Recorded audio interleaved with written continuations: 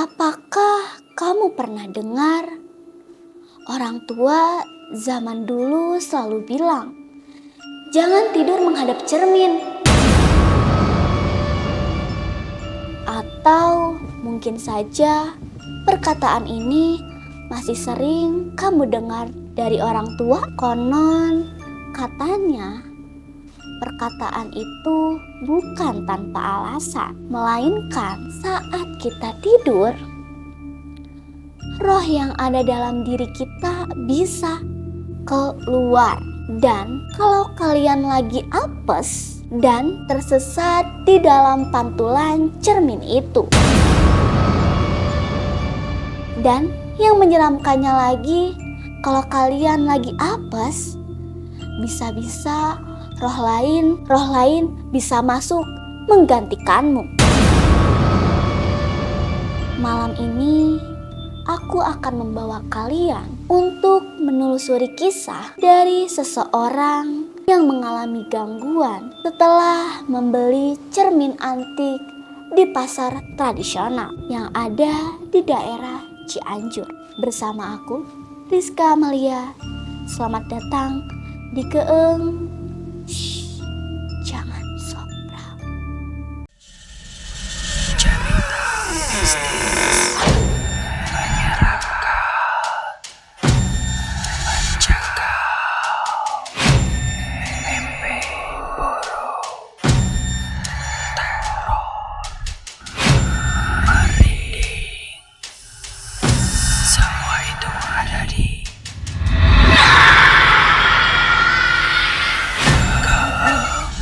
Jangan Sobrang. Halo pemirsa e-channel, gimana nih kabar kalian semua? Masih pada hidup kan? Semoga kalian masih pada sehat dan juga masih pada hidup ya, agar bisa terus menyaksikan video dari Keeng ini. Nah, buat kalian yang sering nonton program Keeng ini, hati-hati, jangan sampai kalian nontonnya sendirian ya.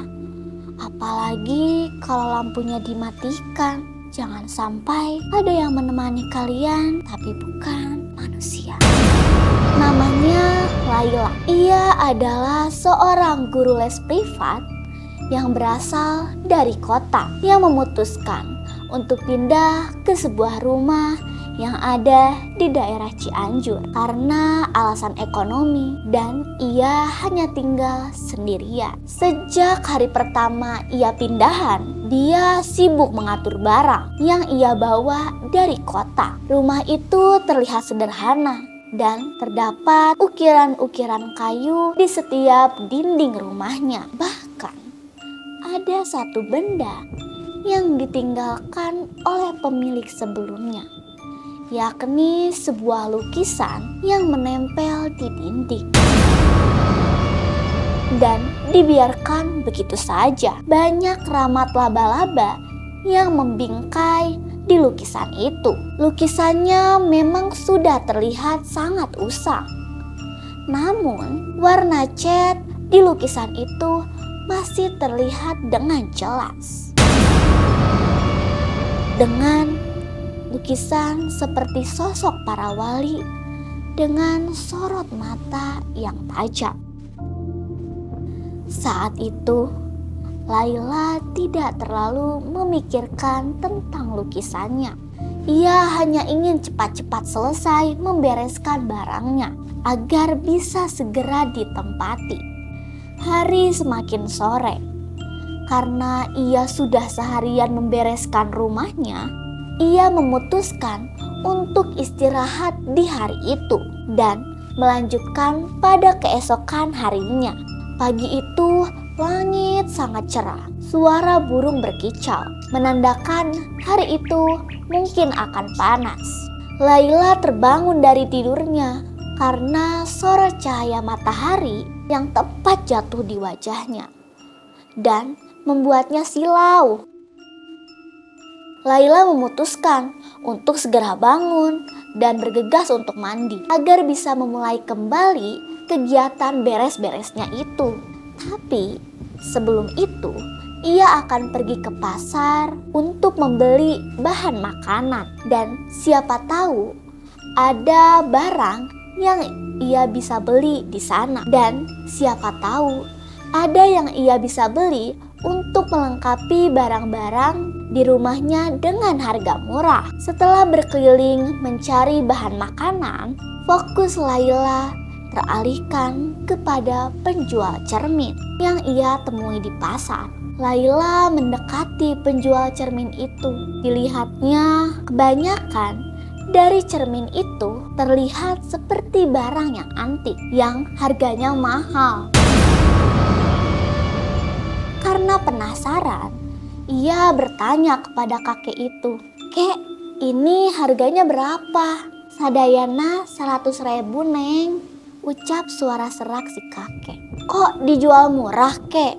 Emangnya kakek nggak rugi dijual harga segitu?" "Tenan naon Neng sawios, abi nuju butuh kanggo tuang." "Tah ieu cocok kanggo Neng mah, di kacana ge sae sareng teu aya deui nu ngagaduhan," sambung si kakek. Tak lama setelah mengobrol, akhirnya Laila memutuskan untuk membeli cermin pilihan si kakek itu. "Tapi kadenya Neng, abah nitip tong disimpen di hadapan tempat bobot Neng," lanjutnya. Tanpa bertanya kenapa, akhirnya Laila membeli cermin itu dengan ukuran yang cukup besar, kurang lebih sepinggangnya. Laila pergi untuk mencari tukang ojek dan bergegas untuk pulang. Sesampainya di rumah, Laila langsung membereskan belanjaannya di dapur dan pergi ke kamarnya untuk menyimpan cermin yang ia beli di pasar tadi. Setelah lama berpikir, akhirnya ia memutuskan untuk menyimpan cermin itu tepat di hadapan tempat tidurnya. Dan ia lupa atas apa yang disampaikan si kakek saat di pasar tadi kepadanya. Laila tidak tahu bahwa apa yang ia lakukan itu adalah sebenarnya dilarang oleh orang tua zaman dahulu. Yang konon katanya kalau kita menyimpan cermin tepat di hadapan tempat tidur kita, roh kita bisa saja terkunci di cermin itu. Dan tubuh kita bisa saja diambil oleh roh lain. Menyeramkan bukan? Malam harinya udara sangat tenang. Suasana sepi layaknya di perdesaan atau di perkampungan. Yang memang mayoritas masyarakatnya jam 7 malam saja mereka sudah pada terlelap. Namun berbeda dengan Laila. Bahkan jam 2 pagi saja ia masih bisa terbangun. Karena memang dari banyak kebiasaan orang kota yang harus kerja lembur dan ada juga yang baru bisa pulang. Mungkin bisa jadi ini kebanyakan orang kota tidak bisa tidur dengan cepat, termasuk Laila. Suasana tenang dan sepi Laila dapatkan ketika ia tinggal di perdesaan seperti sekarang ini, jauh dari hiruk-pikuk kendaraan kota dan suara bising yang biasa ada di kota. Ketika Laila menikmati suasana yang tenang dan sepi itu, Laila merasa di balik cermin itu seperti ada yang mengawasinya. Tapi saat Laila menoleh ke arah cermin, ia tidak melihat ada siapa-siapa di sana. Hanya pantulan dirinya yang sedang tiduran di atas kasur. Laila kembali menikmati suasana. memejamkan mata, dan tiba-tiba terdengar suara barang jatuh dari kamarnya. Brak. Dan ia kaget dan segera memeriksanya. Ternyata lipstiknya jatuh dan terguling dari meja riasnya.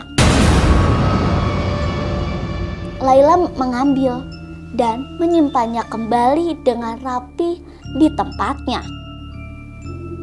Dan ia kembali tiduran lagi.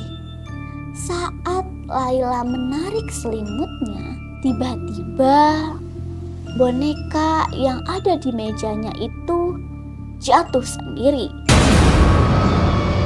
Ia menyimpannya lagi. Dan tak lama saat ia berbalik badan untuk kembali tidur, kini giliran bukunya yang jatuh dengan keras. Wah. Dan membuat Laila kaget sambil melonjakkan badannya. Suara keluh Laila. Ia sedikit menghiraukan apa yang sedang terjadi kepadanya. Ia kembali untuk tidur dan melirik cermin yang tepat ada di hadapannya sambil tersenyum. Tapi anehnya, pantulan dirinya dalam cermin itu tersenyum sedikit lebih lama daripada wajah aslinya. Merasa kaget dan heran, ia merasa mungkin itu hanya ilusi optik saja. Pukul 1.43 dini hari, Laila terbangun karena mendengar suara bisikan dari arah cermin. Ia membuka matanya perlahan dan melihat ke arah cermin itu.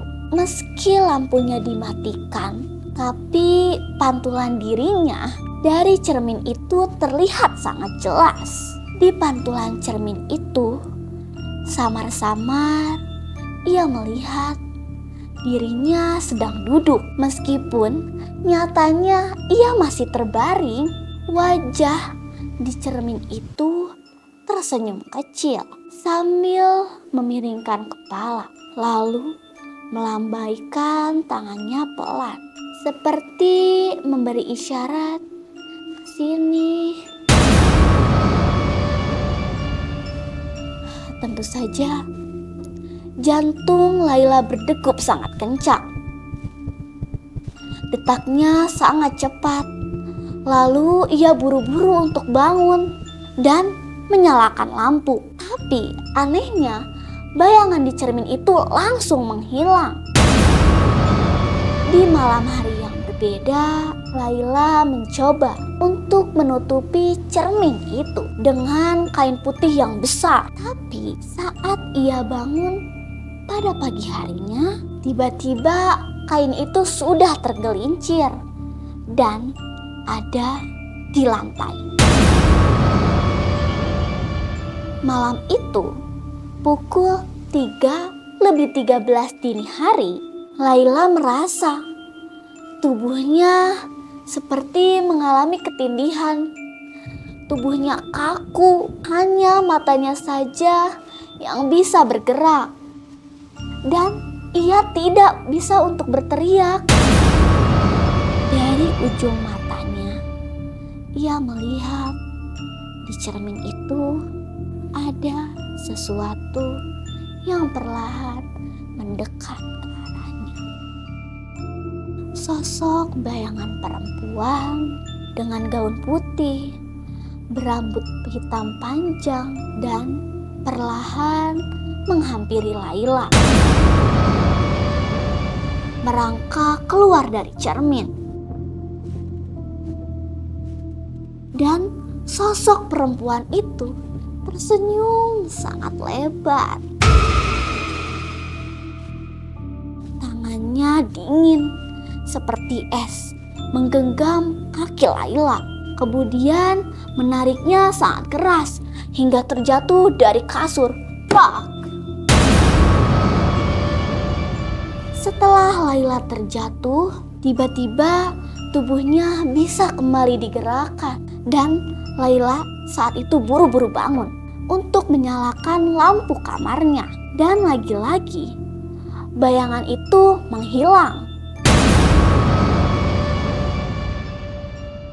Setelah lampu dinyalakan dan ia melihat ada bekas jari di kakinya yang mulai membiru. Malam itu Laila tidak bisa tidur dan memilih untuk berdiam diri sambil ketakutan di ruang TV. Keesokan paginya, Laila kedatangan tetangga yang bernama Bu Damri. Beberapa kali Laila dipanggil dari luar, Laila tidak kunjung menjawab. Akhirnya Bu Damri masuk ke rumah Laila karena pintunya memang sedikit terbuka. Betapa kagetnya Bu Damri, ia melihat Laila yang sedang meringkuk ketakutan di ruang TV. Neng kunaon, aya naon? Tanya Bu Damri. Ibu, saya takut. Jawab Laila. Takut apa, Neng? Ada yang menarik tubuh saya waktu saya di kamar. Mendengar perkataan itu, Bu Damri segera untuk memeriksa kamar Laila. Lalu kening Bu Damri pun berkerut.